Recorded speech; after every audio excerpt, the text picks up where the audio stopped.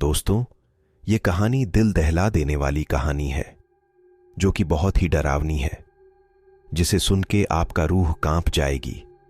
ऐसे ही कहानी सुनने के लिए प्लीज चैनल को जरूर सब्सक्राइब करें। इससे हमारा मनोबल बढ़ता है ताकि ऐसे ही कहानी आप लोग के बीच लेके आता रहूं।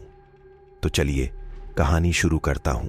एक रात बंटी गाड़ी चलाते हुए गुनगुना रहा था, मेरे सपनों की रानी कब आएगी तू ला ला ला।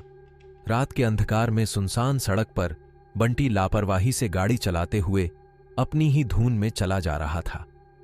बंटी ने अपने कानों में हेडफोन लगा रखे थे और गाना गुनगुना रहा था। उसे आसपास के माहौल से कोई दिलचस्पी नहीं थी, वह तो बस अपनी मंजिल की तरफ बढ़ा जा रहा था। अचानक बंटी को लगा कि गाड़ी में कुछ गर्मी बढ़ गई है।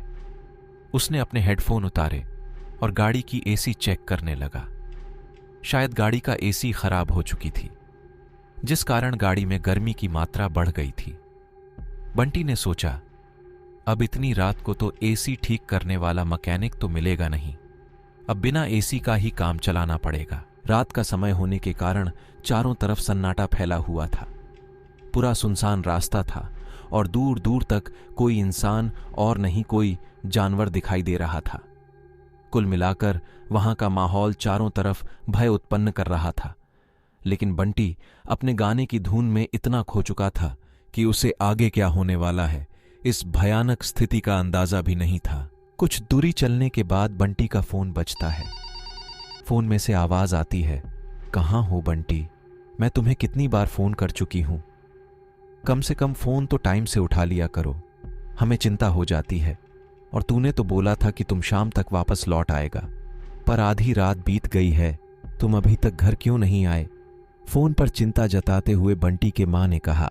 बंटी ने अपनी माँ से कहा, ओहो माँ, आप भी ना बिना बात के ही चिंता करती हो। अब मैं छोटा बच्चा नहीं हूं, पार्टी देर तक चली इसलिए मैं लेट हो गया। अब मैं घर ही आ रहा हूं, रास्ते में हूं, बस थोड़ी देर में घर पहुंच जाऊंगा। इतना कहकर बंटी ने फोन रख दिया। बंटी का पूरा ध्यान अब गाड़ी चलाने में था। गाड़ी चलाते हुए अचानक बंटी को लगा कि बंटी के गाड़ी के कुछ दूर आगे सड़क पर कोई खड़ा है। एक्सीडेंट के डर से बंटी ने जोर से ब्रेक लगाते हुए गाड़ी को रोक दिया, पर जैसे ही बंटी ने गाड़ी को रोका तो बंटी ने देखा कि गाड़ी के सामने सड़क पर कोई नहीं था। बंटी ने अपना वहम समझकर गाड़ी स्टार्ट कर दी और गाड़ी चलाने लगा। अब बंटी की नजर और ध्यान पूरी तरह सड़क पर था। थोड़ी दूर गाड़ी चलाने पर बंटी को लगा कि जैसे बंटी के पास वाली सीट पर कोई बैठा है। ऐसा महसूस होने पर बंटी को डर लगने लगा। उसने बड़ी हिम्मत करके गाड़ी को धीमा किया और डरते डरते नजर घुमाकर पास वाली सीट की तरफ देखा, पर गाड़ी की पास वाली सीट बिल्कुल खाली थी, वहां पर कोई नहीं था। अब बंटी को यह सब अजीब लगने लगा। उसे गाड़ी के बाहर फैला हुआ रात का सन्नाटा और भी डरा रहा था। बंटी की हालत अब इस कदर हो चुकी थी कि उसके हाथ कांप रहे थे। अब उसको गाड़ी चलाने का हिम्मत नहीं हो रहा था और ना ही गाड़ी से बाहर निकलने की। बंटी ने दोबारा हिम्मत लगाकर गाड़ी स्टार्ट की। गाड़ी में गर्मी होने पर भी बंटी ने गाड़ी के शीशे बंद कर दिए। अब वो जल्द से जल्द इस सुनसान सड़क से निकलकर घर पहुंचना चाहता था। कुछ दूर चलने के बाद एक बार फिर से बंटी को सड़क पर कोई खड़ा हुआ दिखा।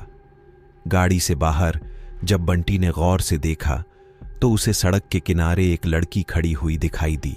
सुनसान सड़क पर किसी मनुष्य को देखकर बंटी की जान में जान आई। बंटी ने गाड़ी की स्पीड को धीमा करते हुए गाड़ी को उस सड़क के किनारे खड़ी लड़की के पास जाकर रोक दिया। बंटी ने गाड़ी के शीशे को नीचे करते हुए उस लड़की से कहा, मैडम, आप इतनी रात को यहां अकेले क्या कर रही हो? क्या मैं आपकी कुछ मदद कर सकता हूं? उस लड़की ने बंटी की तरफ मुस्कुराते हुए देखकर कहा, जी, वो मेरी गाड़ी खराब हो गई है। इतनी रात को तो कोई मैकेनिक भी नहीं मिलेगा। अगर आपको कोई तकलीफ ना हो तो क्या आप हमें घर तक छोड़ देंगे? आपकी बड़ी मेहरबानी होगी। बंटी ने उस लड़की को ऊपर से लेकर नीचे तक गौर से देखा। वह लड़की 20 से 22 साल की लग रही थी और उस लड़की ने घुटनों से थोड़ा सा नीचे तक फ्रॉक पहना हुआ था और पैरों में हील वाली सैंडल, उसके बाल खुले हुए थे। और उसका चेहरा बेहद ही खूबसूरत लग रहा था।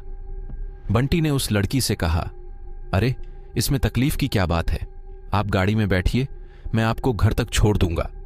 वैसे आपकी गाड़ी है कहाँ, कहीं दिखाई क्यों नहीं दे रही है?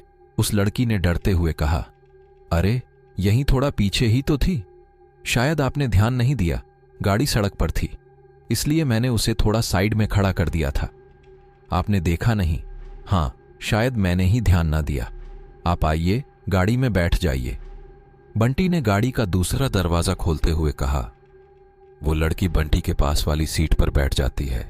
बंटी गाड़ी चलाते हुए उस लड़की से उसके घर का पता पूछता है, तो वह लड़की बंटी से कहती है कि यहां से थोड़ा सीधा चलने के बाद जब रेड लाइट बंगला आएगा, आप वहां तक मुझे छोड़ दीजिए। रेड लाइट बंगले का नाम सुनकर जैसे बंटी के होश उड़ गए, उसने उस लड़की की तरफ देखते हुए कहा, क्या रेड लाइट बंगला? तो दोस्तों, बंटी के साथ आगे क्या होने वाला है और बंटी को रेड लाइट एरिया का नाम सुनते ही होश क्यों उड़ गए, इसका अगला पार्ट बहुत जल्द आ रहा है। प्लीज आप लोग चैनल को सब्सक्राइब कर लीजिए।